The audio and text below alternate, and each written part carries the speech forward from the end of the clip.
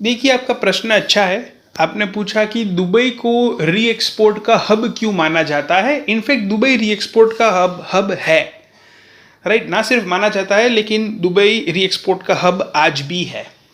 हालांकि उस देश के पास प्रोडक्ट्स में कुछ है नहीं खजूर के अलावा, राइट, लेकिन फिर भी री एक्सपोर्ट का हब है। अब देखिए, आप ये समझिए कि दुनिया में आज कोई मूर्ख नहीं है। आप अगर ज़्यादा महंगा चीज़ देते हो तो आपसे ले लेंगे, ऐसा कोई मूर्ख नहीं है। खास करके एक्सपोर्ट इंपोर्ट ट्रेड में जो बल्क में प्रोडक्ट्स बाई करता है उसको पता रहता है कि कहाँ चीज़ कहाँ से ओरिजिन होती है, राइट। कहाँ का ये प्रोडक्शन है, कहाँ की ओरिजिन प्रोडक्ट है, कंट्री ऑफ ओरिजिन कौन सा है, सबको पता रहता है। अब मैं आपको एग्जांपल देना चाहूँगा, जैसे कि कुवैत ले लो, ठीक है। अब कुवैत को पता है कि जैसे कि अनार लेना है, पोमोग्रेनेट, तो उसको अच्छा सोर्सिंग भारत देश में से मिल सकता है, राइट, पर्टिकुलर क्वालिटी का। तो वो भगवा पोमोग्रेनेट जो है, राइट, वो इंडिया से लेना चाहेगा। अभी कुवैत वाला इंडिया में इंक्वायरी करेगा, ठीक है।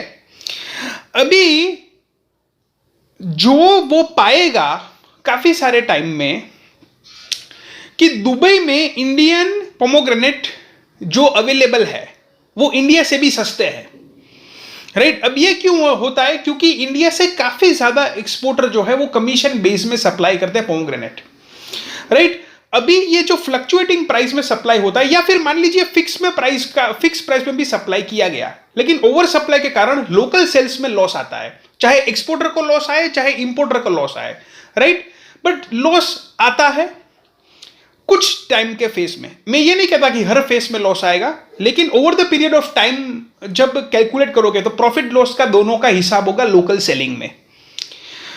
तभी कुवैत वाली पार्टी जो है वो एनालिसिस करेगी, अरे यार भारत से तो सस्ते मुझे इंडियन पोमोग्रेनेट्स दुबई से मिल रहे हैं, क्योंकि वहां पर सप्लाई बहुत ज्यादा हो गई है, तो वहां के जो दुबई के वेंडर्स हैं वो कम रेट में देने के लिए तैयार हैं।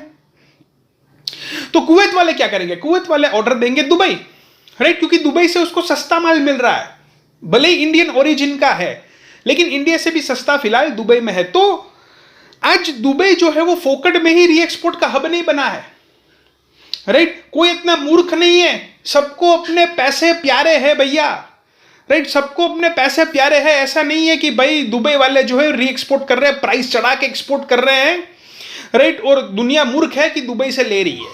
कोई मूर्ख नहीं है, दुबई सस्ता दे रहा है ओरिजिन कंट्री से, इसलिए लोग वहां से ले रहे हैं। अगर भारत देश सस्ता देगा तो डायरेक्ट इंडिया से लेगा। दूसरा रीजन ये भी है कि आसपास के कंट्री में दुबई के साथ फ्री ट्रेड एग्रीमेंट है, राइट। ये फ्री ट्रेड एग्रीमेंट के कारण ड्यूटीज नहीं लगता है, तो ये भी एक रीजन होता है कि दुबई से वो लोग सोर्सिंग करने में उनको अच्छा महसूस रहता है, क्योंकि ड्यूटी नहीं लगता है तो उनको अच्छा है, राइट। तो ये भी एक चीज है। तीसरा एक बेनिफिट होता है, क्लियरेंस स्पीडीली होता है। दुबई से जब माल जाता है आसपास की कंट्री में, जैसे मैं कुवैत का एग्जांपल दिया, तो उसमें चेकिंग इंस्पेक्शन कंपैरेटिवली कम रहता है, जबकि इंडियन के साथ लॉज में थोड़ा ज्यादा चेकिंग रहता है, राइट। तो ये भी एक केस कुछ कंट्रीज के साथ होता है, राइट, कि जहां से वो एक उनकी साथ जो पार्टनरशिप है उन कंट्री के साथ, वहां से वो लेना ज्यादा प्रीफर करेंगे, क्योंकि क्लियरेंस के ज्यादा इश्यू ना हो और स्पीडीली गुड्स जो है खास करके पेरिशेबल कमोडिटी नेचर का वो तुरंत क्लियर हो जाए। ये आप समझिए कि दुबई री एक्सपोर्ट का हब क्यों बना। वो इसलिए क्योंकि पूरी दुनिया वहां पर प्रोडक्ट्स लाते हैं। दुबई एक मार्केट प्लेस बन चुका है, राइट। प्रोडक्ट वहां पर लोग लाते हैं ताकि लोग कैश में सेल कर सके, राइट। वो एक मार्केट प्लेस है दुबई जो बन चुका है लोगों के लिए। बस आप इतना समझ लीजिए कि दुबई आज री एक्सपोर्ट कर रहा है तो फोकट में ये री एक्सपोर्टर नहीं है। ऐसे तो सबको ही लेके सब कुछ, आज कई सभी री एक्सपोर्टर बन जाए, चलो भाई हमसे लोग लेने लगे, ऐसे थोड़ी लोग लेंगे, ऐसे थोड़ी लोग लेंगे। जब भी प्रॉपर प्राइसिंग होगा, प्रॉपर सिस्टम होगा, कुछ वैल्यू एडिशन होगा, फायदा होगा लोगों को, तब लोग जो है वो हमसे लेते हैं, राइट। तो ये चीज समझने की बात है, खास करके री एक्सपोर्टर को।